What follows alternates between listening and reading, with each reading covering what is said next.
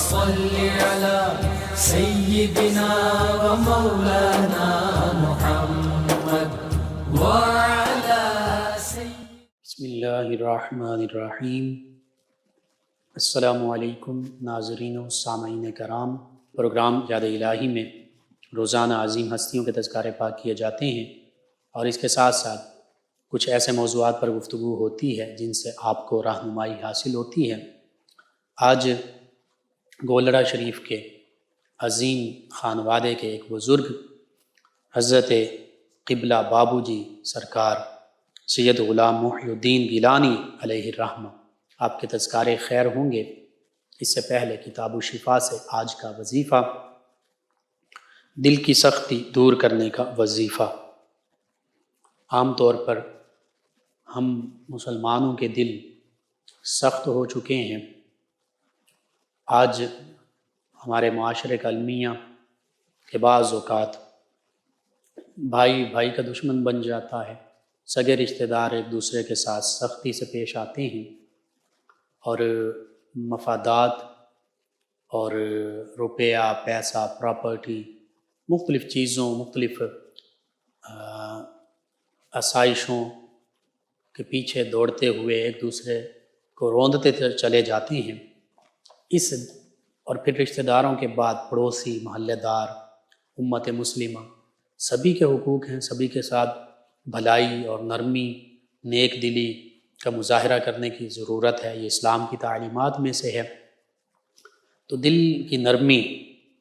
کے لیے، دل کی سختی کو دور کرنے کے چند ایک وظیفے ہیں، یہ سماعت کیجئے، ضرور اپنے معمول کا حصہ بنائیے۔ سب سے پہلا وظیفہ، جو شخص روزانہ ہر نماز کے بعد 100 مرتبہ یا رحمن پڑھے، اس کے دل سے ہر قسم کی سستی اور غفلت دور ہو جائے گی۔ سب سے بڑی سستی اور غفلت اللہ کی بارگاہ میں حاضری سے دور رہتے ہیں، نماز، تلاوت کلام پاک سے، اور اللہ کے حبیب صلی اللہ علیہ وآلہ وسلم کی تعلیمات سے دوری، یہ بھی اس میں شامل ہے۔ تو یا رحمن ہر نماز کے بعد 100 مرتبہ۔ اسی طرح دوسرا وظیفہ، جو شخص 1000 مرتبہ ہمیشہ اللہ تعالیٰ کے اسم مبارک یا مقدم 1000 مرتبہ ہمیشہ اس کو وظیفہ بنا کر پڑھے گا،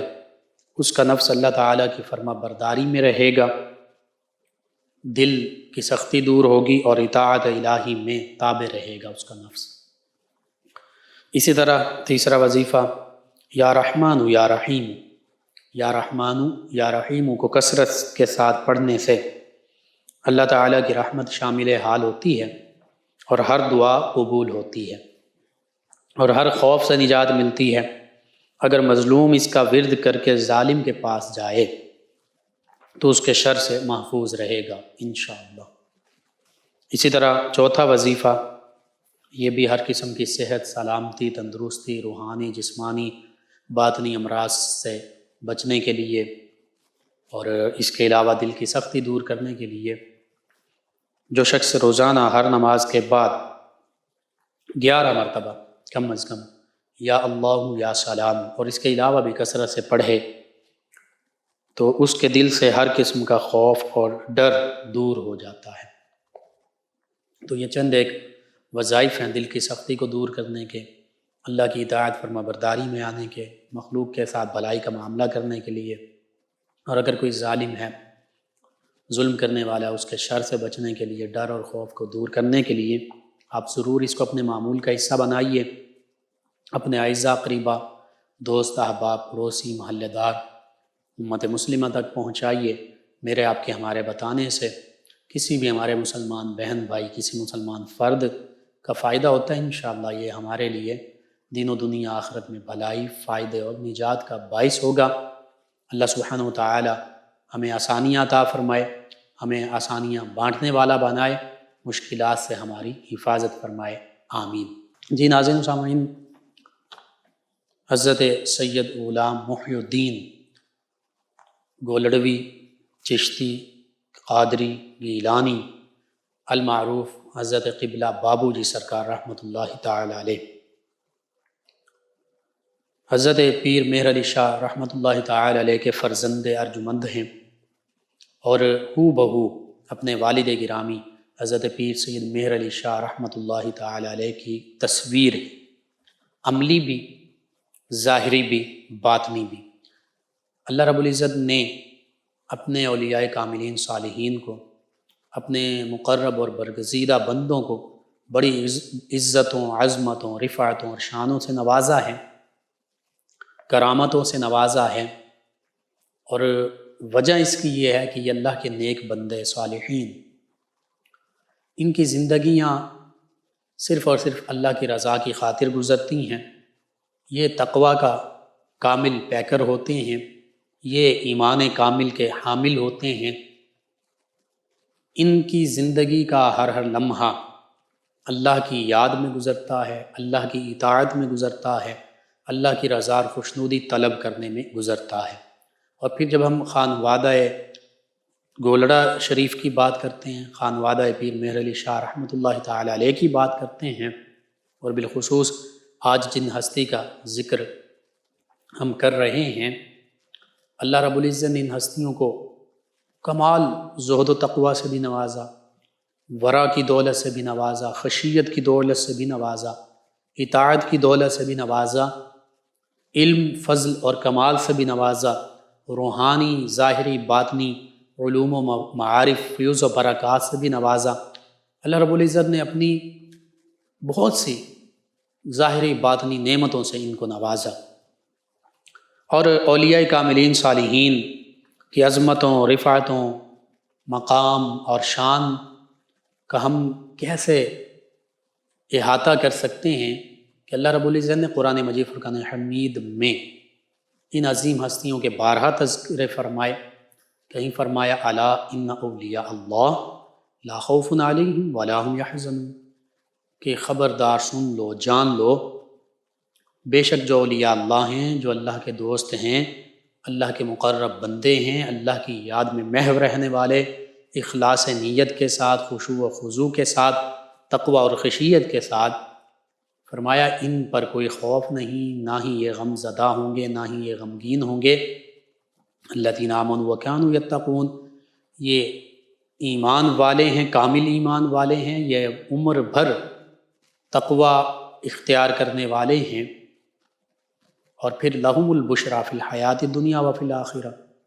فرمایا دنیا کی زندگی میں بھی ان کے لیے بشارت اور خوشخبری ہے، اور اخروی زندگی میں بھی ان کے لیے بشارتیں ہیں، خوشخبریاں، اللہ کی نعمتیں ہیں۔ لا تبدیل لکلمات اللہ، یہ اللہ کے کلمات ہیں، اور اللہ کے کلمات، اللہ کے فیصلے، اللہ کے احکام، اللہ کی طرف سے دی جانے والی شانیں، یہ کبھی بدلتی نہیں، اللہ کے کلمات بدلتے نہیں۔ ذالک هو الفوز العظیم، فرمایا یہی سب سے بڑی کامیابی ہے۔ اب ان اولیاء اللہ کی عظمت، رفعت اور شان کو تفصیل کے ساتھ اگر آپ پڑھنا چاہتے ہیں، پھر تفاسیر پڑھیے، پھر احادیث مبارکہ میں جو اولیاء اللہ کی شانیں ہیں ان کو پڑھیے۔ مختصراً ایک حدیث مبارکہ اور اس کی تشریح، اس کی شرح میں عرض کر دیتا ہوں، جو فقہا اور اولیاء کاملین صالحین نے اس کی شرح کی۔ حدیث مبارکہ کیا ہے؟ آقا کریم صلی اللہ علیہ وآلہ وسلم نے ارشاد فرمایا، چونکہ یہ اولیاء اللہ جو ہیں، حدیث قدسی، صحیح بخاری کی جو حدیث مبارکہ حدیث قدسی، اس کے مطابق اللہ فرماتا ہے کہ جو فرائض کے بعد، میں اس کا خلاصہ مختصراً عرض کر دیتا ہوں، فرائض کے بعد میرا بندہ اضافی عبادت کرتا ہے، اس میں نوافل بھی ہیں، اس میں قرآن کریم کی تلاوت، اس میں تہجد، اشراق، چاشت، اوابین کے نوافل ہیں، تراویح ہے، اس میں لوگوں کے ساتھ بھلائی کا معاملہ کرنا، صدقہ خیرات ہے، مسکرا کر ملنا، کسی بندہ مومن کی ضرورت پوری کر دینا اور اس کو تسلی دے دینا، اس کو تسلی کے چند الفاظ بول دینا، اس کی مشکل میں، اس کی ضرورت میں اس کے کام آنا، اس کی مشکل دور کر دینا، اس کی ضرورت پوری کر دینا،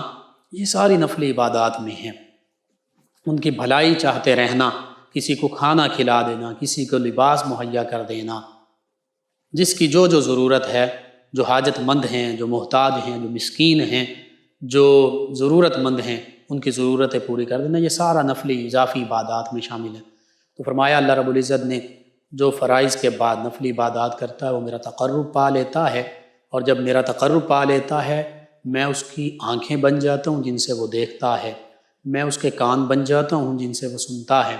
میں اس کے قدم بن جاتا ہوں جن سے وہ چلتا ہے، میں اس کے ہاتھ بن جاتا ہوں جن سے وہ پکڑتا ہے، حتیٰ کہ جو وہ مجھ سے مانگتا ہے، جو دعا کرتا ہے، میرے سامنے جو ہاتھ اٹھاتا ہے، میں اس کی دعا پوری کر دیتا ہوں، اس کے جو وہ زبان سے نکالتا ہے اس کی بات کو پورا کر دیتا ہوں، اس کی دعا کو مستجاب کر دیتا ہوں، وہ مجھ سے پناہ طلب کرتا ہے، میں اس کو پناہ عطا فرماتا ہوں۔ اب وہ اللہ تعالیٰ کی طرف سے یہ طاقتیں ان اولیاء اللہ کو حاصل ہوتی ہیں۔ ان طاقتوں میں سے خاص طور پر اللہ تعالیٰ کی طرف سے خاص جب طاقتیں حاصل ہوتی ہیں تو پھر حالانکہ اولیاء اللہ جو ہیں وہ انہی آنکھوں سے دیکھ رہی ہیں، انہی کانوں سے سنتے ہیں، لیکن ان کی سماعتیں، ان کی بصارتیں، ان کے قوت جو پکڑنے کی قوت ہے اور پھر جو چلنے کی قوت ہے وہ عام لوگوں سے پھر بڑھ جاتی ہے۔ عام بندہ یہی سمجھ رہا ہوتا ہے کہ یہ ہماری طرح کے ہیں، لیکن اللہ کی خاص طاقتیں انہیں حاصل ہو جاتی ہیں۔ اور پھر آقا کریم صلی اللہ علیہ وآلہ وسلم کا یہ فرمان مبارکہ بھی اولیاء اللہ کی بصیرت کے حوالے سے بالخصوص، نبی کریم صلی اللہ علیہ وآلہ وسلم نے فرمایا کہ مومن کی فراست سے ڈرو، مومن کی نظر سے ڈرو، مومن کی قلبی فراست سے ڈرو، بصیرت کی جو فراست ہے اس سے ڈرو، کیونکہ وہ اللہ کے نور سے دیکھتا ہے۔ جامعہ ترمذی میں یہ حدیث مبارکہ سیدنا ابو سعید خدری رضی اللہ عنہ ان سے مروی۔ اب یہ کمالات جو ہیں تمام اولیاء اللہ کو حاصل، قبلہ بابو جی سرکار علیہ رحمہ آپ کو بھی حاصل، اور پھر یہاں پر فراست ایمانی سے جس کو بھرپور طریقے سے نوازا جاتا ہے، پھر ہم دیکھتے ہیں کہ ان کی نظر ایسی کامل نظر ہوتی ہے، وہ اللہ رب العزت کی عطا سے کشف قلوب انہیں حاصل ہو جاتا ہے، وہ دلوں کی باتوں کو جان لیتے ہیں، حتیٰ کہ الابریز اور سیدنا شیخ عبدالعزیز دباغ علیہ رحمہ ان کی کتاب اور ان کے احوال پڑھے جائیں تو اللہ رب العزت تو ان اولیاء اللہ کو ایسی نظر عطا فرما دیتا ہے کہ وہ دور دور تک دیکھتے ہیں۔ حضرت شیخ نجم الدین کبریٰ رحمۃ اللہ تعالی علیہ کتنا دور بیٹھے ہیں، حضرت امام فخر الدین رازی علیہ رحمہ آخری وقت آتا ہے، شیطان توحید پر دلائل مانگتا ہے، آپ سینکڑوں دلائل دیتے ہیں، وہ اپنے علم سے رد کرتا جاتا ہے۔ حضرت شیخ نجم الدین کبریٰ علیہ رحمہ جو آپ کے مرشد گرامی دیکھ رہے ہیں وہیں سے پکارتے ہیں۔ دو روایات، ایک میں کہ وضو کر رہے ہیں تو لوٹا اٹھا کر مارتے ہیں، شیطان کو لگتا ہے، اور دوسری روایت میں کہ صرف پکارتے ہیں اور کہتے ہیں کہ اے اللہ کے بندے، اے راضی اس لعین کو یہ کیوں نہیں کہہ دیتا کہ میں اللہ کو بغیر دلیل کے ایک مانتا ہوں۔ تو یوں اولیاء اللہ کی یہ فراست ہے، یہ نظر ہے جس میں اللہ کا نور، خاص نور آ جائے تو پھر وہ یوں دیکھتے ہیں۔ یہ اللہ تعالیٰ کی نظر کرم ہے، اللہ تعالیٰ کی عنایت، اللہ تعالیٰ کا فضل، کرم، احسان، اللہ تعالیٰ نے ان ہستیوں کو یہ شان عطا فرمائیں۔ اور پھر اسی فراست ایمانی کے بارے میں اولیاء اللہ نے کیا لکھا؟ امام قشیری علیہ رحمہ فرماتے ہیں کہ یہ فراست ایمان کی قوت کے مطابق ہوتی ہے۔ ہر وہ شخص جو ایمان میں جتنا زیادہ قوی ہوگا، جتنا ایمان مضبوط ہوگا، جتنا اللہ کا قرب اسے حاصل ہوگا، وہ فراست میں اتنا ہی زیادہ تیز ہوگا۔ تو اولیاء اللہ یہ ایمان میں بھی کامل، عمل میں، تقوی میں، خشیت میں، ہر لمحہ اللہ کی یاد میں محو، تو ان کو اتنی زیادہ نور ایمانی اور فراست نور حاصل ہوتی ہے۔ اسی طرح ابو سعید خزاز رحمۃ اللہ علیہ لکھتے ہیں جو شخص نور فراست سے دیکھتا ہے وہ نور حق کے ساتھ دیکھتا ہے، اور اس کا علمی مواد بغیر سہو اور غفلت کے حق سے ہی ہوتا ہے، بلکہ وہ اللہ کا حکم ہوتا ہے جو بندے کی زبان پر جاری ہوتا ہے۔ یعنی اولیاء اللہ جو دیکھتے ہیں، جو سنتے ہیں، جو بولتے ہیں، جو ان کا علم ہوتا ہے،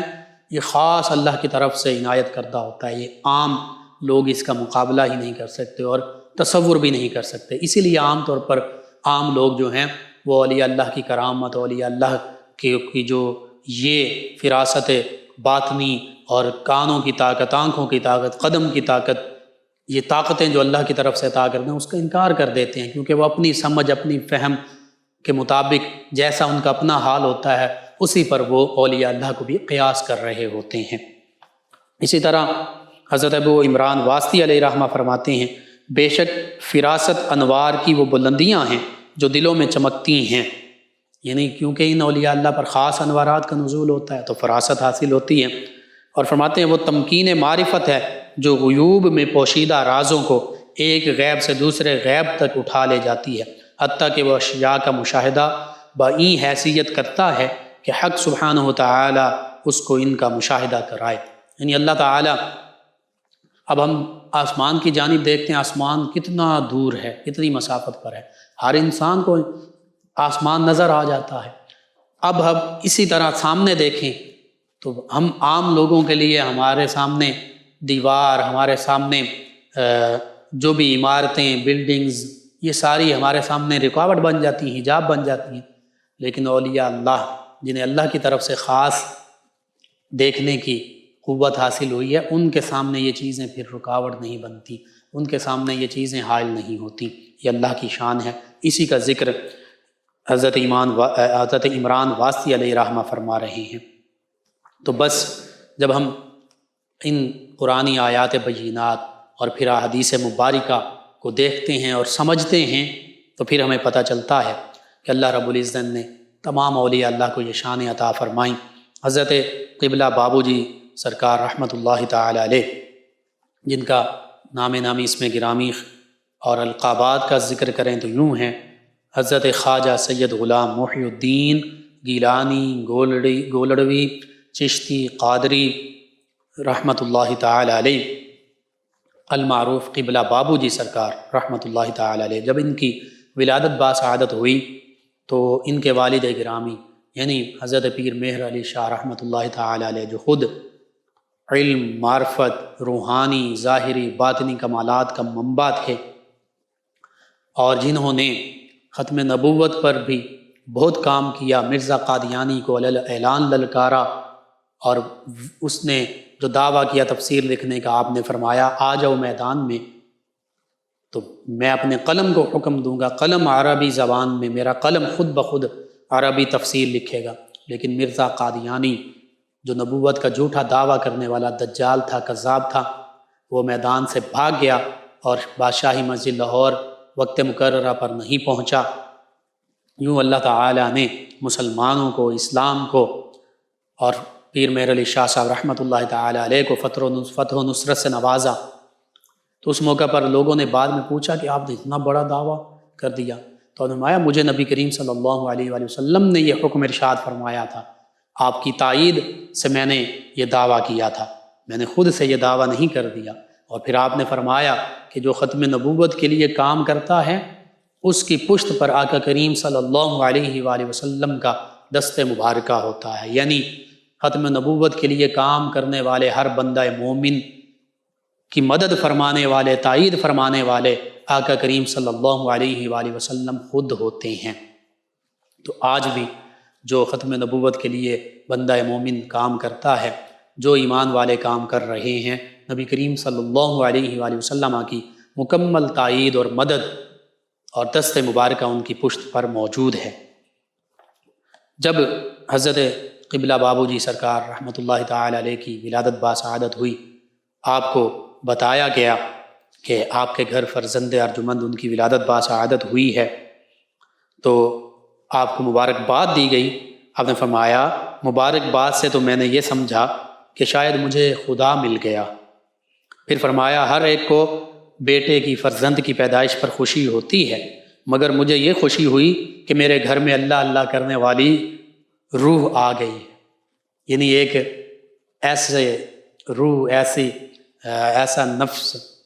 ایسی جان، ایسا انسان پیدا ہو گیا ہے میرے گھر میں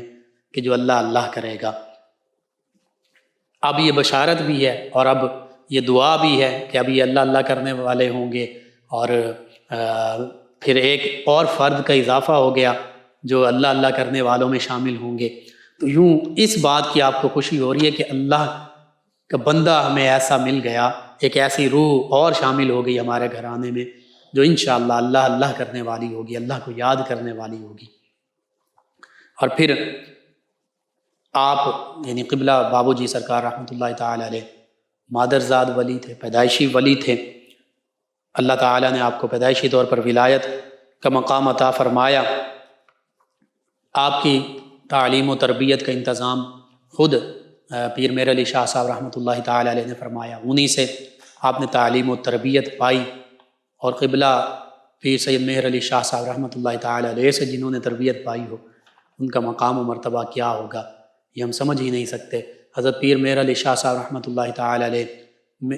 سیف چشتیائی، اسی طرح دیگر جو آپ کی کتب ہیں قادیانیت کے حوالے سے، دیگر جو بد مذاہب ہیں ان کے رد کے حوالے سے، قرآن و سنت کی روشنی میں ایسی آپ کی تصانیف ہیں کہ آج تک ان کا کوئی جواب نہیں ہے۔ آپ نے حق جو ہے وہ واضح فرما دیا، بالخصوص قادیانیت کے حوالے سے۔ اسی طرح قبلہ بابو جی سرکار رحمۃ اللہ تعالی علیہ بچپن میں ہی آپ کو ریلوے کے انجن کے ساتھ بہت زیادہ دلچسپی تھی، ریلوے کے انجن کے ساتھ بڑی محبت کیا کرتے تھے، چونکہ یہ گولڑا شریف جو ہے یہ اسٹیشن تھا، یہاں سے اکثر ریل گاڑیاں گزرا کرتی تھیں، تو آپ کے تذکار پاک میں موجود ہے کہ آپ کے ریلوے انجن سے بڑی خاص دلچسپی اور محبت تھی۔ حاجی مصباح الدین نقشبندی دہلوی علیہ رحمہ یہ اپنے مقالے میں لکھتے ہیں کہ زمانہ طفولیت سے ہی، بچپن ہی سے آپ کو ریلوے انجن سے خاص شغف ہے۔ یہ ان کی حیات مبارکہ میں لکھ رہے ہیں، اور لکھتے ہیں کہ اس زمانے میں انجن ڈرائیور عموماً انگریز ہوا کرتے ہیں، تو جو آپ کی خوش اخلاقی اور معصومیت کی وجہ سے آپ سے بے حد مانوس ہو گئے ہیں، اور لکھتے ہیں کہ ان ڈرائیوروں نے آپ کا شوق پورا کرنے کے لیے آپ کو انجن تک چلانا سکھا دیا، اور یہ شوق اس قدر بڑھا کہ اکثر راتیں قبلہ بابو جی سرکار علیہ رحمہ گولڑا اسٹیشن پر ہی گزارا کرتے تھے، اور خالی اوقات میں بھی گھر پر بھی اسی کھیل کو یعنی ریل گاڑی اور انجن وغیرہ لاتے کھلونے کے طور پر، اور اسی کھیل کی طرف مائل رہتے، یہاں تک کہ اپنی بیٹھک کی چھت پر ریلوے سگنل کی طرح ایک سگنل آویزہ کرا دیا۔ جب کوئی گاڑی رات کے وقت گولڑا اسٹیشن سے گزرتی تو آپ کے جاننے والے ڈرائیور انجن کی سیٹی بجا دیتے، جس کی آواز سن کر آپ سگنل ڈاؤن کر دیا کرتے، وہ جو اپنی بیٹھک کی چھت پر سگنل لگایا ہوا تھا۔ سیٹی کی آواز سے آپ کا درد مند دل جو ہے وہ بہت متاثر ہوتا، اور آپ پر رقت طاری ہو جاتی، اور پھر اسی وجہ سے شب بیداری کی عادت بھی پیدا ہو گئی۔ اللہ والوں کی دیکھیے ظاہری طور پر یہ ایک دنیاوی معاملہ ہے کہ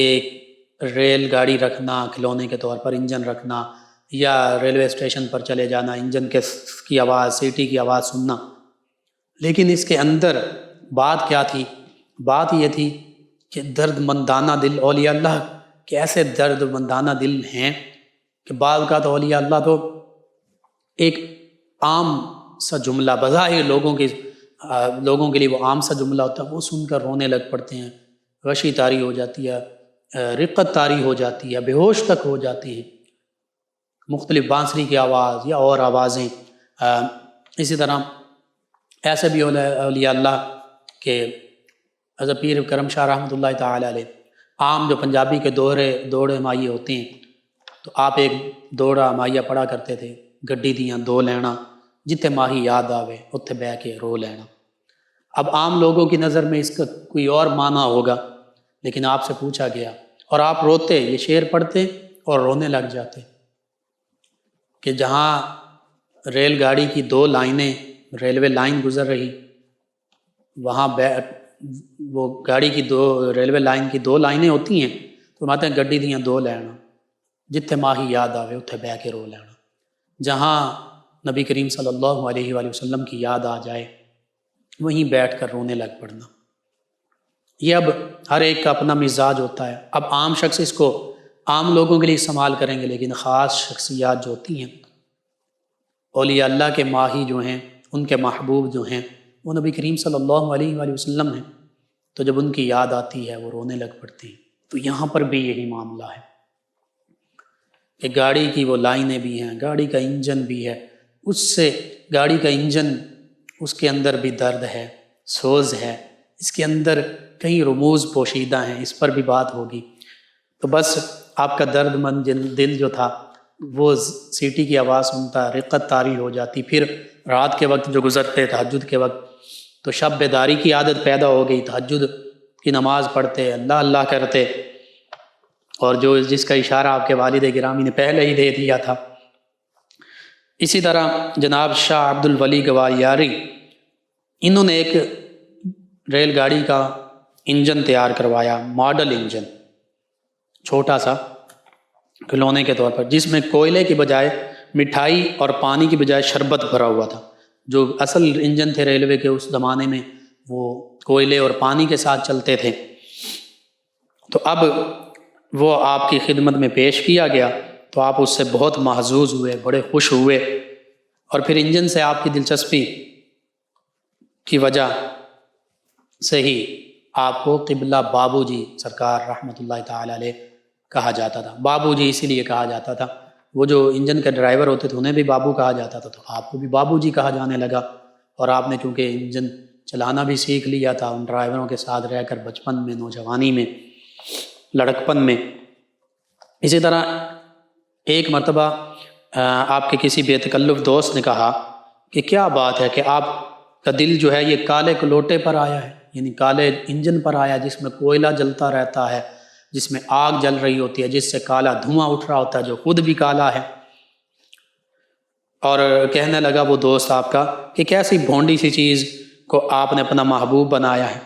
تو جواب میں قبلہ بابو جی علیہ رحمہ نے فرمایا مجھے اس کی 4 باتیں، 4 ادائیں بڑی پسند ہیں، آپ سماعت کیجئے وہ 4 ادائیں کیا تھیں، وہ 4 باتیں کیا تھیں۔ اصل رمز یہ تھی، اصل بات یہ تھی، اس وجہ سے آپ انجن سے محبت کرتے تھے، انجن کو پسند کرتے تھے۔ فرمایا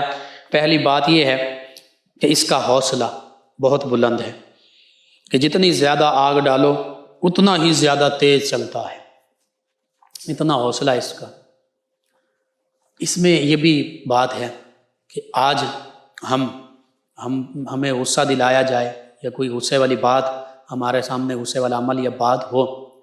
ایک ہے قرآن و سنت کے حوالے سے، دین اور اسلام کے حوالے سے غصہ کرنا، وہ بالکل جائز ہے۔ کوئی ناجائز کام کر رہا ہے، خصوصاً اپنے اہل و عیال میں سے سب سے پہلے ان کو منع کرنا اور وہاں غصہ کرنا وہ جائز ہے، لیکن ناجائز غصہ ایسے ہی بات پر بھڑک اٹھنا،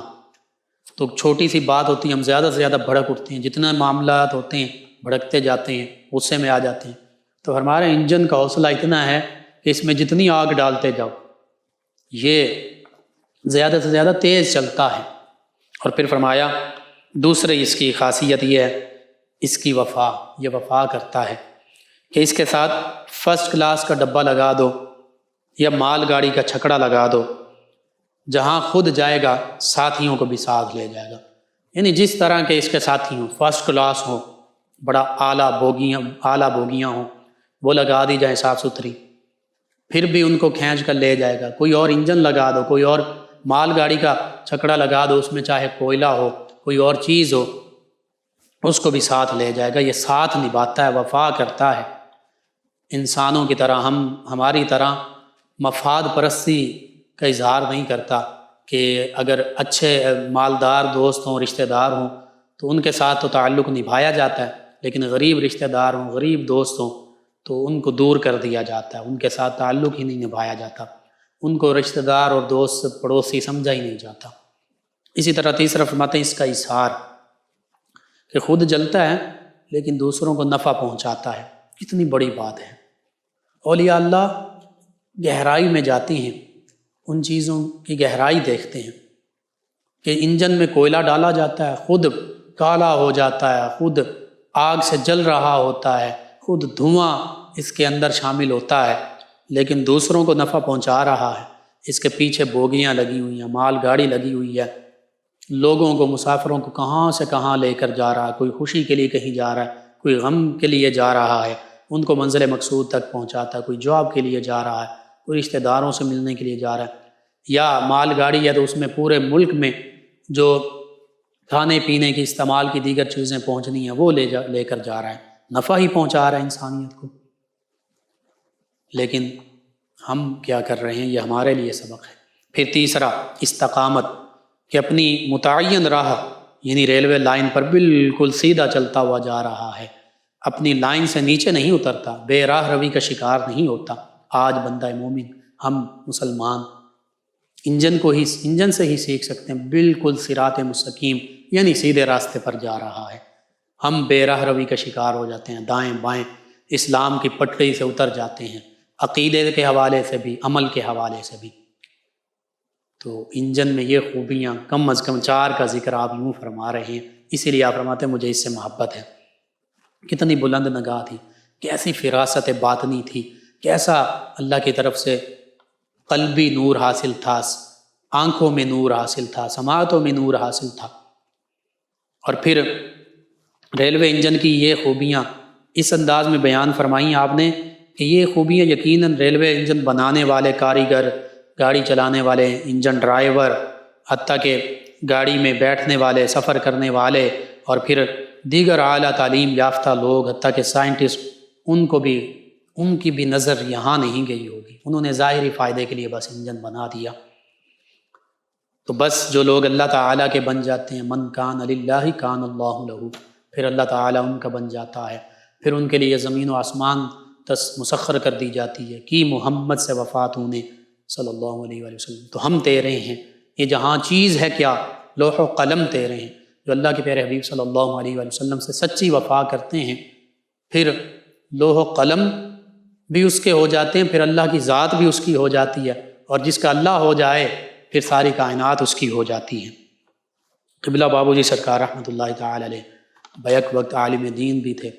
عالم ظاہر بھی تھے، شریعت قرآن و سنت کے عالم بھی تھے، باطنی عالم بھی تھے، تصوف کے عالم بھی تھے، طریقت کے عالم بھی تھے، قاری قرآن بھی تھے، عارف بھی تھے، معرفت جاننے والے بھی تھے، حقیقت کے جاننے والے بھی تھے، تقوی کا پیکر بھی تھے، زہد و عبادت، اور اپنے آپ کو چھپا کر رکھتے تھے۔ اکثر اولیاء اللہ کی عادت رہی کہ وہ اپنے آپ کو، اپنے مقام کو چھپا کر رکھتے ہیں، کوشش یہی کرتے ہیں کہ ہمارا مقام و مرتبہ عام لوگوں پر ظاہر نہ ہو، لیکن اللہ تعالیٰ تو فاذکرونی اذکرکم کے تحت ان لوگوں کے، ان کی زندگیوں میں بھی چرچے فرما دیتا ہے، اور وصال کے بعد بھی ان کے چرچے فرما دیتا ہے۔ پھر آپ ہر وقت باوضو رہتے، یاد الہی میں مشغول رہتے، معمولات چشتیہ میں مشغول و مصروف رہتے، سخاوت آپ کے خاندان کا شیوا تھا، یتیموں، فقراء، مساکین، محتاج، بیواؤں، حتیٰ کہ جو غریب آپ کے قریبی احباب ہوتے ان کے ساتھ رازدارانہ طریقے سے، خفیہ طریقے سے، جیسے نبی کریم صلی اللہ علیہ وسلم، صحابہ کرام، اہل بیت کرام ان کا معمول رہا، اس طرح خفیہ طریقے سے ان کی مدد کیا کرتے، ان کی ضرورتیں پوری کیا کرتے، اور پھر ختم نبوت کے حوالے سے اپنے والد گرامی کی طرح ہر موقع پر آگے سے آگے رہے، ہمیشہ ختم نبوت کے لیے کام کیا، ختم نبوت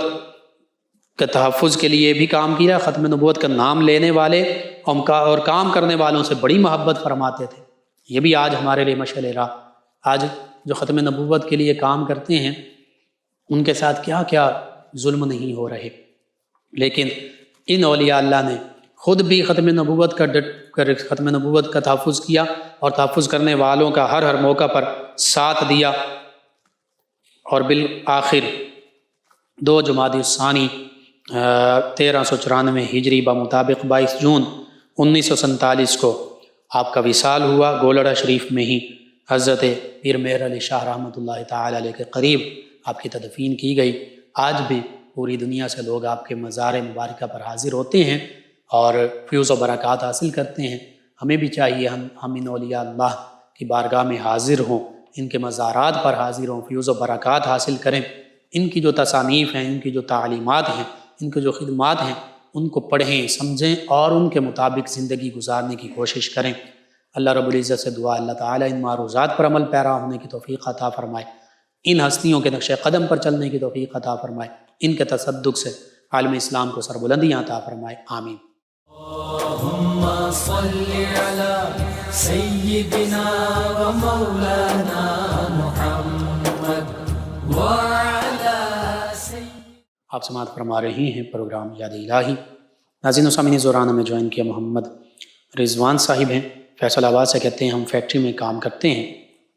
اور ہمارا فیکٹری مالک جو ہے وہ ہمیں بہت تنگ کرتا ہے بلا وجہ، ہمیں کوئی وظیفہ بتا دیں اور دعا فرما دیں، ہم یہاں فیکٹری میں بیٹھ کے آپ کا پروگرام بہت شوق سے سنتے ہیں۔ اگر آپ تھوڑا سا اشارتاً یا تفصیل سے بتا دیتے کہ کیا معاملہ ہے تو پھر میں مزید تفصیل سے عرض کر دیتا۔ بہرحال آپ اپنی محنت کے ساتھ کام کیجئے، آپ کی طرف سے کوئی ایسا معاملہ نہیں ہونا چاہیے۔ اور اس کے ساتھ وظیفے آج جو میں نے بیان کیے ہیں، یا رحمان یا رحیم، اس کو کثرت سے پڑھیں، اور یا اللہ یا سلام ہر نماز کے بعد 11 مرتبہ پڑھیں۔ انشاءاللہ ہر قسم کا خوف، ڈر اور جو کوئی تنگ کرنے والا یہ دور ہو جائے گا۔ شازیہ صاحبہ ہمارے ساتھ کہتی ہیں السلام علیکم لقمان بھائی۔ جی وعلیکم السلام۔ انہوں نے اپنے خواب کا ذکر کیا ہے۔ جی انشاءاللہ اللہ تعالیٰ خیر و عافیت فرمائے گا۔ آپ صدقہ خیرات کیجئے، باوضو رہیں، 5 وقت نماز پڑھیں، استغفار کی کثرت کریں، استغفر اللہ ربی من کل ذنب و اتوب الیہ۔ اللہ تعالیٰ خیر فرمائے گا، اس میں کوئی ایسی پریشانی کی ضرورت نہیں ہے۔ شیزہ صاحب ہیں فیصل آباد سے، کہتی ہیں بھائی السلام علیکم۔ جی وعلیکم السلام۔ کہتی ہیں آپ کا پروگرام بہت اچھا ہے، سبق یاد رہے یعنی بھولے نہیں، اس حوالے سے کوئی وظیفہ۔ جی میں عرض کرتا ہوں، اس حوالے سے ایک تو ہر نماز کے بعد، فرض نماز کے بعد، دایاں ہاتھ سر کے دائیں جانب رکھ کر 11 مرتبہ یا قویو پڑھیں۔ دوسرا دعا جب مانگیں یا ربی زدنی علما، ربی زدنی علما، اس کو کثرت سے پڑھیں۔ اور 2 اس کے علاوہ وظائف ہیں، سورہ علم نشرح، یہ کم از کم 41 مرتبہ روزانہ پڑھ کر اپنے اوپر بھی دم کریں، اور پانی پر دم کر کے پانی پی لیں۔ اور جب بھی سبق پڑھنے لگیں کم از کم 3 مرتبہ یا 11 مرتبہ سورہ طٰہٰ 16ویں پارے میں اس کے دوسرے رکوع کی پہلی 4 آیات، رب اشرح لی صدری ویسر لی امری واحلل عقدۃ من لسانی یفقہوا قولی، یہ پڑھنے انشاءاللہ اللہ تعالیٰ بہتری فرما دے گا۔ قاسم صاحب ہیں، انہوں نے ہمیں جوائن کیا، اور ان کے علاوہ نور العین صاحبہ فیصل آباد سے کہتی ہیں سلام بھائی۔ جی وعلیکم السلام۔ کہتے ہیں بھائی کیسے ہیں آپ؟ جی الحمدللہ۔ کہتی ہیں آپ کا پروگرام بہت شوق سے سنتے ہیں، اور آپ کا پروگرام بہت اچھا ہے، اللہ پاک ہمیں ان باتوں پر عمل کرنے والا بنائے، آمین۔ اور کہتی ہیں کہ بھائی جب ہم سفر پر ہوں تو نماز کیسے ادا کر سکتے ہیں، رہنمائی فرما دیں۔ جی نماز قصر اگر 15 دن سے کم رہنے کا ارادہ ہے، کہیں بھی دور اتنے سفر پر جا رہے ہیں کہ یک طرفہ سفر 92 کلومیٹر یا 92 کلومیٹر سے زائد ہے، اور 15 دن سے کم رہنا ہے آپ نے وہاں پر، تو پھر آپ قصر کریں گے۔ قصر یہ ہے کہ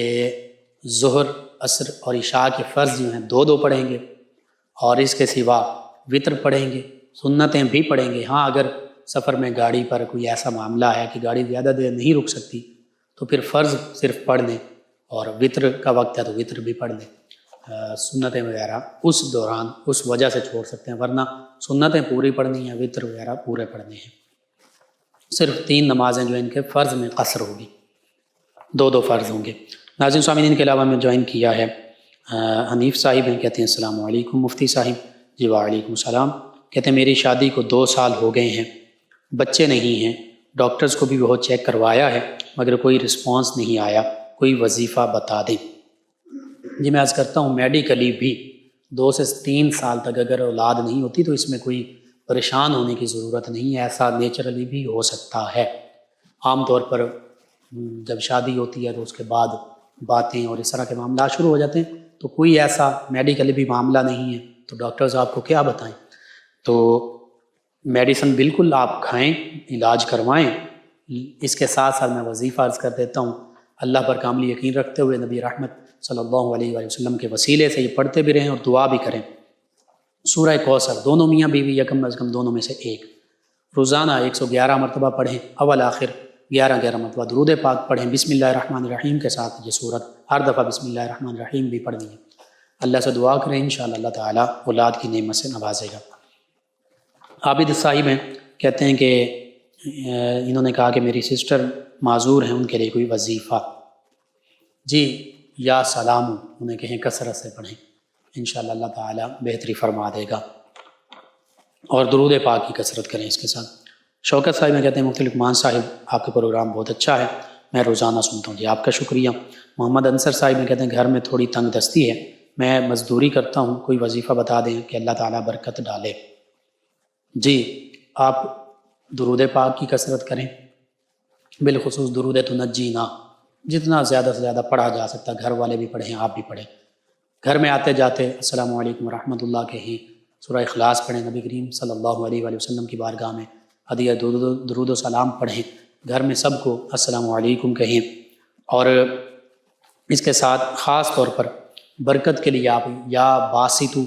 کی کثرت کر سکتے ہیں، اے رزق میں وسعت دینے والے، یا رزاقو اے بہت زیادہ رزق دینے والے، یہ پڑھتے رہیں، اللہ تعالیٰ بہتری فرما دے گا۔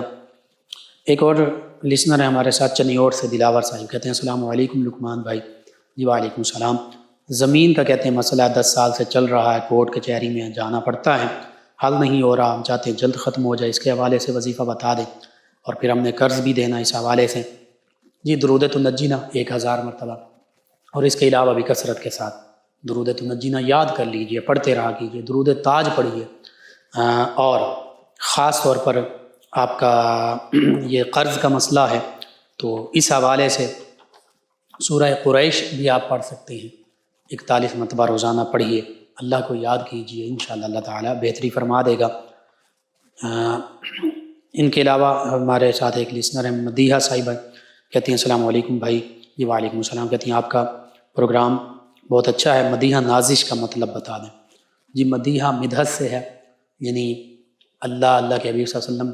کی حمد اور نعت مدح سرائی کرنے والی، اور نازش ناز سے ہے، ناز و نعمت اللہ تعالیٰ کی طرف سے جنہیں ملے، ناز و نعمت میں پلنے والی۔ حافظہ فاطمہ انہوں نے ہمیں جوائن کے، کہتی ہیں السلام علیکم بھائی، کیسے ہیں آپ؟ جی وعلیکم السلام الحمدللہ، کہتی ہیں آپ کا پروگرام اچھا ہے اور ہمیں بہت رہنمائی ملتی ہے، ہم روزانہ سب گھر والے سنتے ہیں۔ جی شکریہ۔ نادیہ صاحبہ نے جوائن کیا، کہتی ہیں السلام علیکم بھائی، کیسے ہیں آپ؟ جی وعلیکم السلام الحمدللہ، کہتی ہیں آپ کا پروگرام ہمیشہ کی طرح بہت اچھا ہے، اور لمحہ فکر بھائی یہ ہے کہ ہم آج کل کوئی اپنا کام بھی نہیں کر سکتا تو کسی کی ہیلپ کیا کرے گا، یہی سوچ ہوتی ہے کہ سب کی سوچ یہی ہوتی ہے کہ کوئی آ کر ہمارا کام بھی کر جائے، اور ایسے ہم بن گئے ہیں کہ اللہ پاک ہمیں ہدایت عطا فرمائے، اور کہتے ہیں کہ آپ ماشاءاللہ خوش رہیں، آپ ہمیشہ خوش رہیں، اللہ پاک آپ کو اجر عظیم عطا فرمائے، آمین۔ جی بالکل آپ کی بات صحیح ہے، سستی کاہلی کا شکار ہو چکے ہیں، محنت کرنی چاہیے، لیس للانسان الا ما سعی، اللہ فرماتا ہے انسان جتنی محنت کرتا ہے اتنا ہی اسے اس کا صلہ اور ریوارڈ ملتا ہے۔ ایک اور ہمارے لسنر ہیں، انہوں نے ہمیں جوائن کیا، محبت کے لیے وظیفہ اور سلام کا۔ جی وعلیکم السلام۔ جی جائز محبت کے لیے، میاں بیوی کی محبت، والدین کی اولاد کی والدین کے ساتھ، بہنوں بھائیوں کی محبت، اس کے لیے یا ودود یا رؤوف یا رحیم 1001 مرتبہ پڑھیں، کھانے پینے کی چیزوں پر دم کریں، سبھی گھر والے کھائیں، انشاءاللہ اللہ تعالیٰ بہتری فرما دے گا۔ سید ناصر عباس رضوی ہیں شاہ جمال سے، کہتے ہیں السلام علیکم۔ جی وعلیکم السلام۔ آپ تمام ویورز، تمام لسنرز کا شکریہ، آپ ہمیں جوائن کرتے ہیں، اپنے فیڈ بیک سے ہمیں آگاہ کرتے ہیں۔ ناظرین و سامعین، پروگرام یاد الہی کا وقت ختم ہوا چاہتا ہے، انشاءاللہ کل صبح دوبارہ آپ سے ملاقات ہوگی پروگرام یاد الہی میں۔ اپنے میزبان محمد لقمان رضا اور ہماری ٹیم کو اجازت دیجیے، اللہ نگہبان۔ اللهم صل على سيدنا ومولانا محمد وعلى